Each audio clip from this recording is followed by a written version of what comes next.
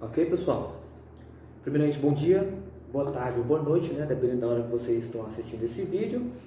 Segundamente, estamos aqui mais uma vez reunidos, juntos e separados, para a gente continuar estudando dessa forma, esse modelo remoto, né? A gente continuar com o nosso ano letivo normalmente. Normalmente não é, mas é a nossa, é o que tem para hoje, ok? Então hoje, o pessoal do primeiro ano, nós vamos começar a falar sobre cálculo estequiométrico. Eu quero que vocês entendam apenas o básico do cálculo estequiométrico. Eu não quero confundir demais a mente de vocês, mas eu quero que vocês entendam porque é algo extremamente importante dentro da química, principalmente quando vocês forem fazer provas do Enem, por exemplo. É um assunto que quase sempre está lá presente, ok? E é um assunto que muita gente não gosta. Fala em cálculo estequiométrico, algumas pessoas já começam a ficar chateadas porque consideram um assunto difícil. Então é que o assunto seja muito difícil. É claro que tem um cálculo, né? Como o nome já diz, você tem que usar uma lógica, digamos assim, você tem que entender o que a questão está pedindo, a reação química, interpretar e por aí vai. Então, o cálculo estequiométrico nada mais é do que um cálculo que é realizado de acordo com a estequiometria de uma reação. E a estequiometria de uma reação é o que a gente viu nas aulas anteriores, quando nós falamos em balanceamento das equações químicas. A gente entendeu que uma reação é uma transformação da matéria. É quando substâncias químicas interagem entre si para formar outras substâncias novas. Reagentes se transformam em produtos. Nós aprendemos também que essas reações químicas são representadas através de equações. E para que a equação expresse a relação entre reagentes e produtos, ela deve estar balanceada. E para a gente falar em balanceamento, a gente considerou a hipótese ou a lei de Lavoisier, que diz que na natureza nada se cria, nada se perde, tudo se transforma. Hoje o que a gente vai fazer é dar uma outra dimensão ao enunciado de Lavoisier. A lei de Lavoisier também é conhecida como a lei de conservação de massa. De uma maneira geral, diz que uma reação química em um sistema fechado, a massa total antes da reação é igual à massa total após a reação. Isso é óbvio. Por mais que você leia e diga, não entendi, é uma coisa muito óbvia. Porque antes a gente considerou o seguinte, presta atenção. Toda reação química é dividida em duas partes, reagentes e produtos. Os reagentes é o início, o produto é o final. Quando falamos em balanceamento e consideramos a lei de Lavoisier, nada se cria, nada se perde, tudo se transforma, nós dizemos o seguinte, que de acordo com a lei de Lavoisier, a quantidade total de átomos presentes nos reagentes é obrigatoriamente igual à quantidade de átomos presentes nos produtos. Quer dizer, reagentes e produtos têm a mesma quantidade de átomos.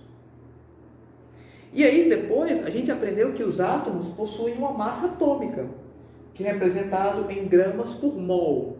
Então use a lógica.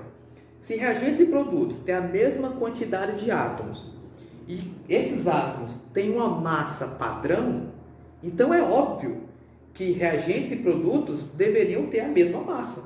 Concordam?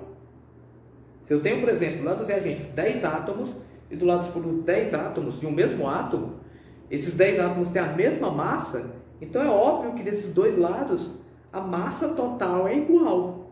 Ok? Mas claro, para que isso aconteça, para que isso seja verdadeiro, a equação química ela deve estar balanceada. E esse balanceamento é muito mais em relação a essa questão de igualar a quantidade dos átomos. A gente fez o balanceamento para igualar a quantidade de átomos. Ok? Existe uma outra lei ponderal também, que é a lei de Proust, que diz que uma determinada substância composta é formada por substâncias simples unidas na mesma proporção em massa. Já já a gente vai entender como é que funciona a lei de Proust. Para a gente tentar entender e para a gente perceber se a lei de Lavoisier faz ou não sentido, vamos considerar essa reação química que eu usei como foi o primeiro exemplo quando a gente falou em balanceamento. A gente aprendeu que os reagentes estão aqui, do lado esquerdo. Então, se esses são reagentes, isso aqui é o início da reação. É antes da reação começar, eu tenho reagentes. E na direita, os produtos. É o que você vai obter depois que a reação termina. Ó, se a gente fosse extrair a massa molar de cada uma dessas substâncias a partir da massa atômica, lembrando, a massa atômica é um valor padrão. Então, sempre que você trabalhar, por exemplo, com hidrogênio, a massa padrão do hidrogênio é 1 grama por mol. Esse mol corresponde a uma quantidade padrão de matéria. Então, no caso do nitrogênio, a massa atômica padrão, 14 gramas por mol. Então, vamos pensar aqui, por exemplo, eu tenho o N2. O N2 é uma molécula formada por 2 átomos de nitrogênio. Então, nessa molécula, eu tenho 2 átomos de nitrogênio. Se cada átomo de nitrogênio tem uma massa de 14 gramas por mol, então eu posso dizer que a massa molar do N2 seria o quê? 28 gramas por mol. Cada átomo 14, 2 átomos 28. Ok? Mesma coisa eu vou fazer com H2 aqui, ó. São 2 átomos de hidrogênio. Cada hidrogênio tem massa 1. É um valor padrão. Então, 2 vezes 1, 2 gramas por mol. Essa é a massa molar do H2. Ok? Se eu for olhar aqui agora, NH3, eu tenho um nitrogênio mais 3 hidrogênios. Concorda? Então, é 1 vezes 14 mais 3 vezes 1. Então, 14 mais 3 vai dar 17 gramas por mol. A lei de Lavoisier diz que a massa total antes da reação é igual à massa total após a reação. Se eu pensar só em massa, será que essa afirmação de Lavoisier está correta? Porque, ó, quando eu falo antes e depois, eu estou falando aqui, ó, antes e depois. Se eu olhar para cá, antes eu tinha o quê? 28 gramas, mais 2, 30 gramas. Lá no final eu tenho só 17. Tá igual? Não tá igual. Mas isso porque a gente não está considerando a equação balanceada. Se a gente for considerar a equação balanceada, agora a gente vai ter que introduzir os coeficientes estequiométricos. Por isso, o cálculo é estequiométrico. Então, qual é o coeficiente que eu tenho aqui? Quando não tem valor, subentende-se 1. Quer dizer que eu tenho 1 mol. Então, 28 gramas para 1 mol, então é 28 gramas. Tá ok. Se eu for olhar para o H2, esse 3 quer dizer que eu tenho 3 mols. Se a massa molar é 2 gramas por mol, então eu vou ter que multiplicar por 3. Então, 2 vezes 3, 6 gramas por mol. Se eu fosse pegar a massa total dos reagentes, seria 28 mais 6, que dá quanto? 34 gramas. Independente se por mol, ok? Então, isso aqui é a massa total dos reagentes. Vamos olhar para os produtos. Quantos mols de NH3 eu tenho? 2.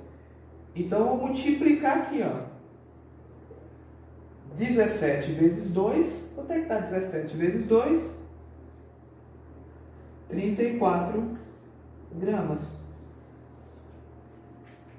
A massa total antes da reação é igual à massa total após a reação. Como eu disse, isso é muito óbvio. Porque se dos dois lados eu tenho a mesma quantidade de átomos, esses átomos têm uma massa própria, então é claro que esses dois lados têm massas iguais. Ok? Então esse é o princípio básico. O princípio de Proust, digamos assim, é mais para estabelecer um padrão. Como assim estabelecer um padrão?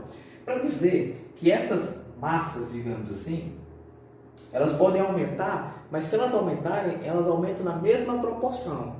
Quer dizer, se ao invés de 28 gramas de N2, se eu dobrar a quantidade de N2, quer dizer, se eu colocar 56 gramas, eu vou ter que proporcionalmente dobrar a quantidade de H2.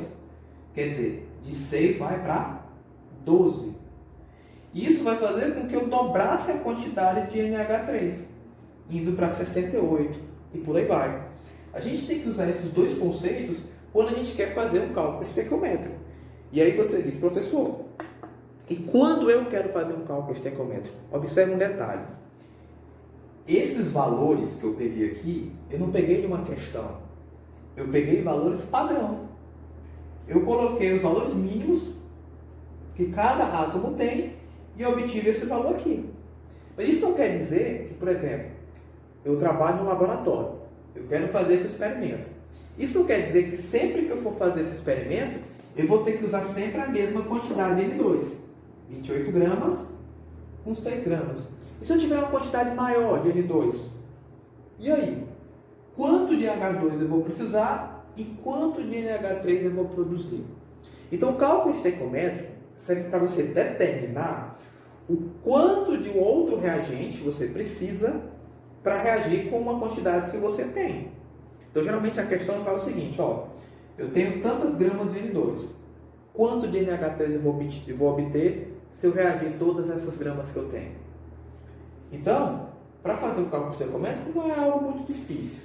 Vamos tentar ver isso na prática com alguns exemplos, beleza? Ok, pessoal? Então, assim, para fazer o cálculo estequiométrico, obviamente depende da questão, claro, né?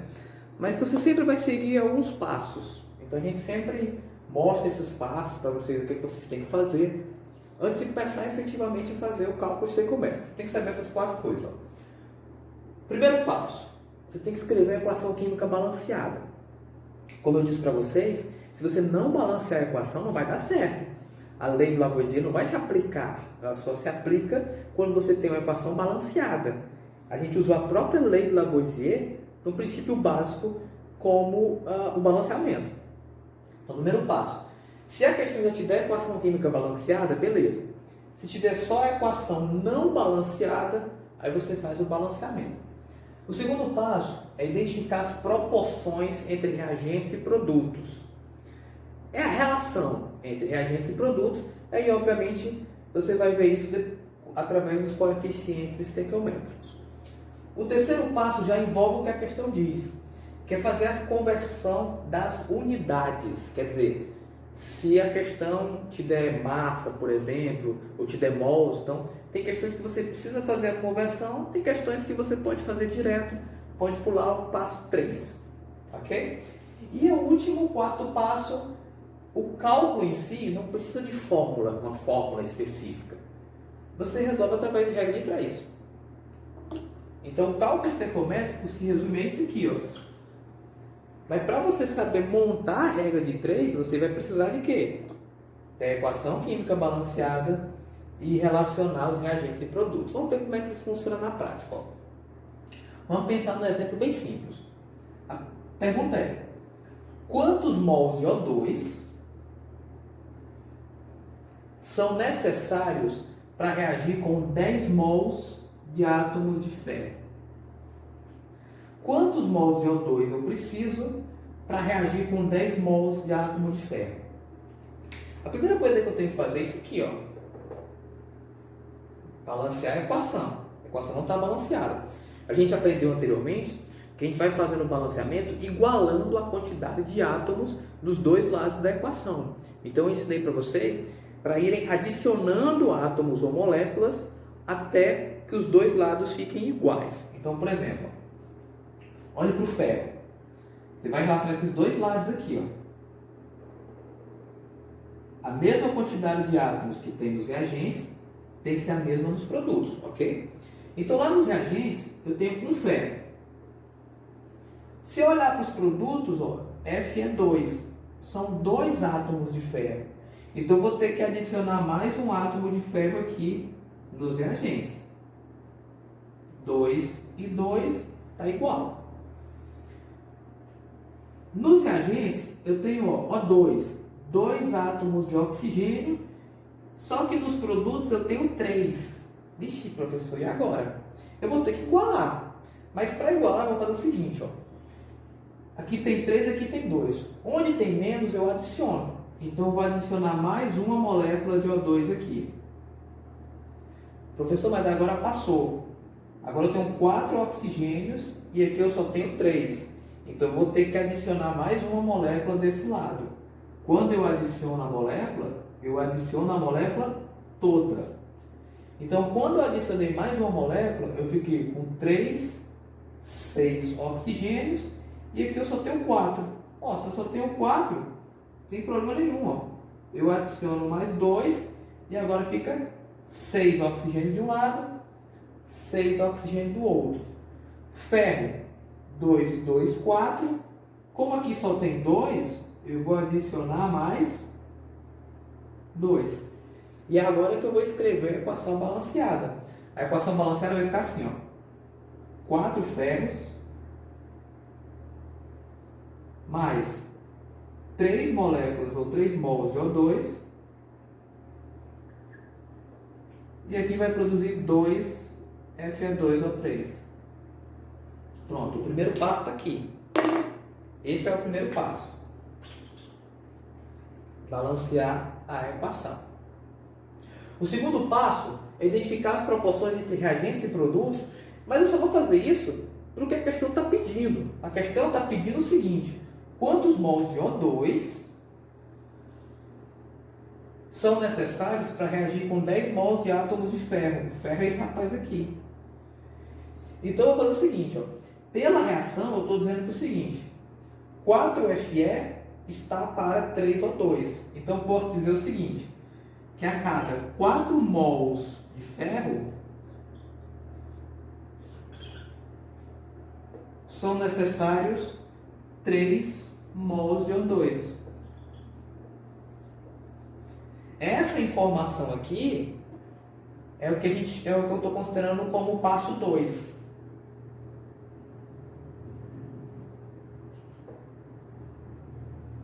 Ok? 4 mols de ferro está para 3 mols de O2.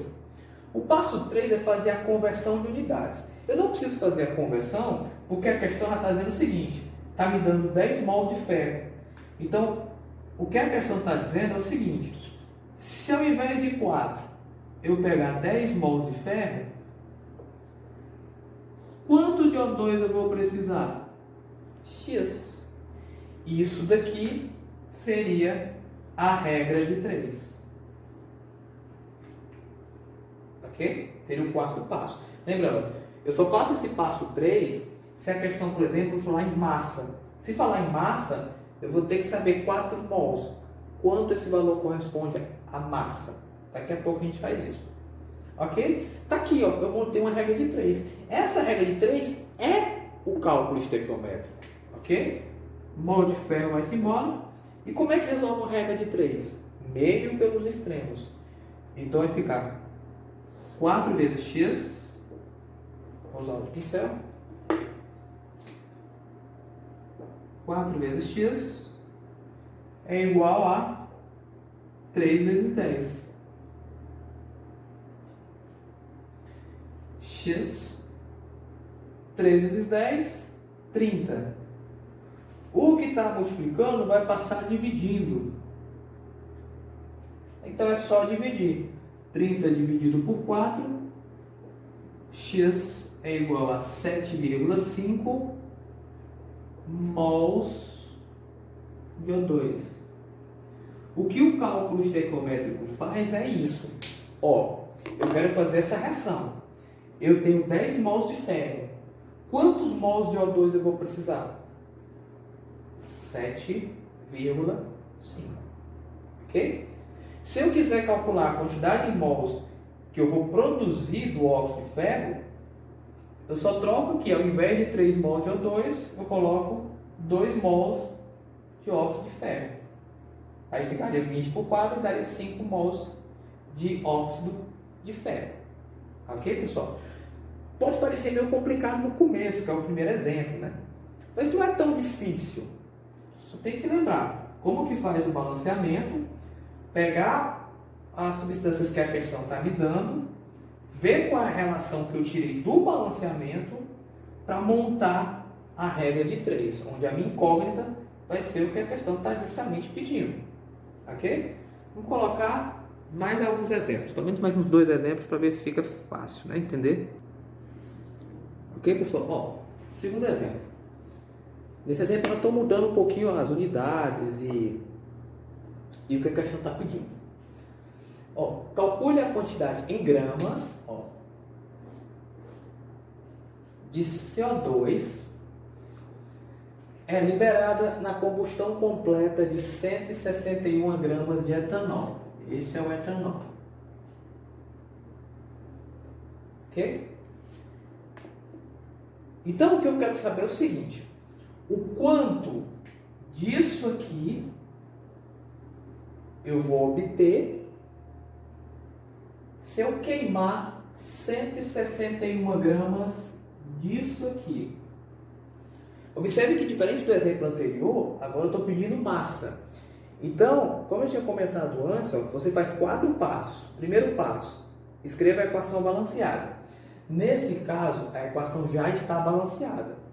Pessoal, como é que eu sei se a equação já está balanceada? Geralmente, se ela já vier com os coeficientes, teoricamente quer dizer que ela já está balanceada. Ok? Então, a relação que a gente vai fazer é entre essas duas substâncias. Quando não tem coeficiente aqui, subentende-se 1. 1 mol de C2H6O está para 2 mols de CO2. Só que a questão, ele quer o resultado em massa, ele está falando em massa. Se ele está falando em massa, eu tenho que fazer o terceiro passo, que é a conversão de unidades. Eu tenho que saber 1 mol disso aqui corresponde a quantas gramas? Ou 2 mols de CO2 corresponde a quantas gramas? Então eu vou precisar de quem? As massas atômicas. Então eu vou fazer o seguinte, vou tirar a massa molar. Então vai ficar assim, ó. C2H6O são 2 carbonos mais 6 hidrogênios mais 1 oxigênio. Eu estou tirando daqui, da fórmula. Quanto é que vale cada carbono? 12 gramas por mol. Então vai ficar 2 vezes 12 mais 6 vezes 1. Por que 6 vezes 1? Porque é a massa do hidrogênio. Mais 1 vezes o oxigênio, que é 16. Então vai ficar 24 mais 6 mais 16, que dá um total de 46 gramas por mol. Como eu tenho 1 mol, é 46 gramas. Então eu já faço isso aqui como regra de 3. 46 gramas de C2H6O. Aqui é o quarto passo. Aqui já é para montar a regra de 3. 46 gramas de etanol produzem quantas gramas de CO2? Não sei, vamos ver aqui, né? CO2 é 1 carbono mais 2 oxigênios. Então é 1 vezes 12 mais 2 vezes 16. A gente vê que eu tirei esses valores, são as massas atômicas padrão dessa substância.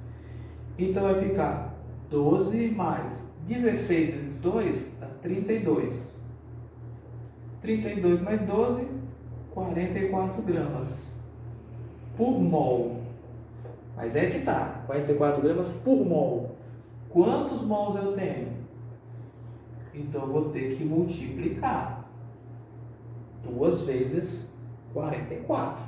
Que vai dar quanto? 88 gramas de CO2. Então, eu estou fazendo a mesma coisa que eu fiz na questão anterior. Só que na questão anterior ele não dá massa. Ele já dá um mol, então já relaciona direto com o mol. Como aqui ele pede em massa, eu tenho que fazer essa conversão. Então, eu estou dizendo o seguinte, a cada 46 gramas disso, produz 88 disso aqui. Se eu usar 161 gramas disso, quanto disso aqui eu vou produzir? Ok? Essa é a minha regra de 3. Então vai ficar assim, ó. 46 vezes x, né? É igual a 88 a 161 vezes 88. O que está multiplicando vai passar dividindo. Então vai ficar 161 vezes 88 dividido por 46. Qualquer conceito químico que existe acaba aqui. Depois daqui é só matemática. E aí você faz o cálculo matemático. Você pode multiplicar o valor de cima e depois dividir por 46. Você pode tentar simplificar. De maneira que quando chegar no final, você vai obter que x vai dar 308 gramas de CO2. Obviamente que eu já fiz o cálculo anteriormente, né? Esse é o resultado final. Quer dizer o seguinte, se eu usar 46 gramas disso, que é o padrão, eu vou obter 88 de CO2. Se eu usar 161 gramas de etanol, o que eu vou produzir de CO2 é o quê? 308 gramas.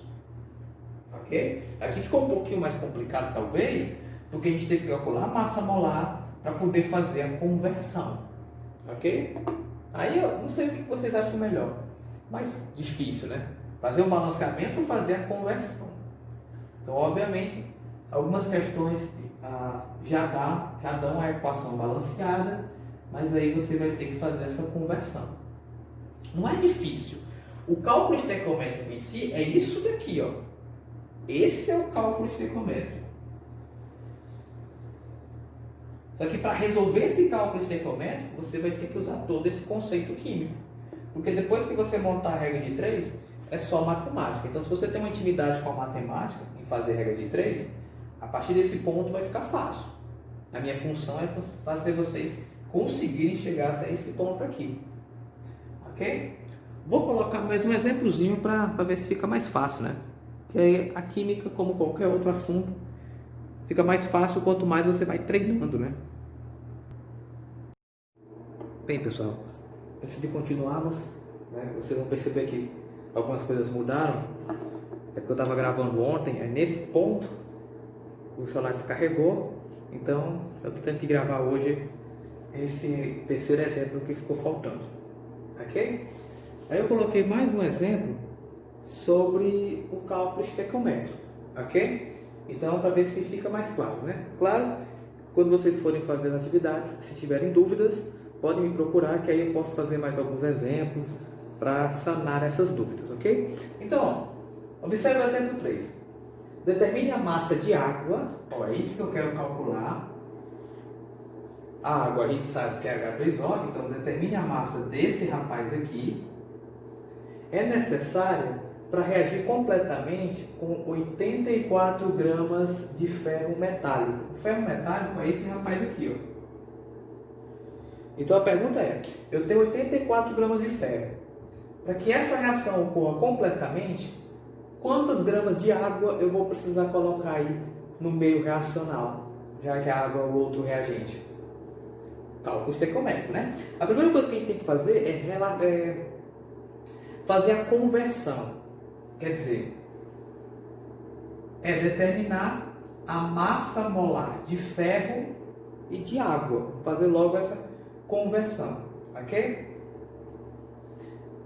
Então vamos lá. Ferro, para determinar a massa molar, eu só tenho um átomo de ferro, 56 gramas por mol, então aqui é a massa molar, 56 gramas por mol. Como eu tenho 3 mols, então eu vou multiplicar. 56 multiplicado por 3 vai dar 168 gramas de ferro. Ok? Agora eu vou fazer o cálculo da água, determinar a massa molar da água.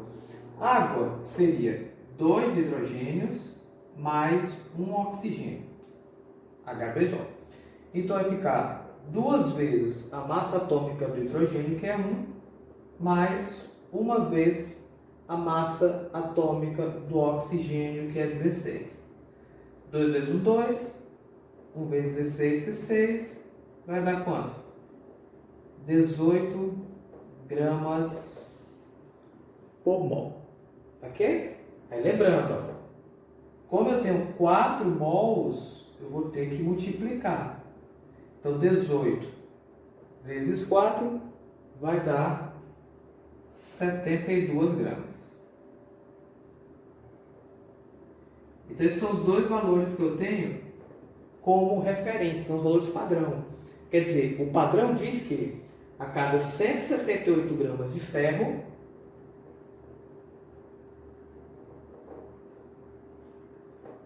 você vai precisar 72 gramas de água. O que a questão te deu foi 84 gramas de ferro, para saber quanto de água você vai precisar. Ok? Regra de 3. Meio pelos extremos. Então vai ficar 168 vezes x é igual a 84 vezes 72. X é igual a 84 vezes 72 dividido por 168. Aí você pode multiplicar o de cima depois dividir ou simplificar. Aqui a gente pode simplificar. 84 por 168, aqui é 1 meio. Aqui 168 é o dobro de 84. Então 72 dividido por 2, então você tem que x é igual a 36 gramas de água. Essa é a quantidade de água necessária para reagir completamente com esses 84 gramas de ferro. Não é difícil, como eu falei, não é difícil, mas você tem que prestar bem atenção no que é que você vai ter que fazer. Primeiro pega a equação balanceada, depois faz as relações. Se a questão te der mol, você vai direto, 3 mols de um, 4 mols de outro, coloca o valor que a questão dá e faz a regra de 3. Se o valor for em gramas, primeiro faz a conversão, mol para grama. Por último, a regra de 3. Ok? Então, como eu disse, é um assunto que não é difícil, mas você tem que ter uma certa prática, vamos dizer assim. Vou passar atividades para vocês. Se vocês tiverem dúvidas e for necessário, eu coloco mais alguns exemplos, aí eu tento mandar direto lá pro grupo do WhatsApp. Ok, pessoal? Então, até a próxima aula. Se cuidem. Fiquem com Deus.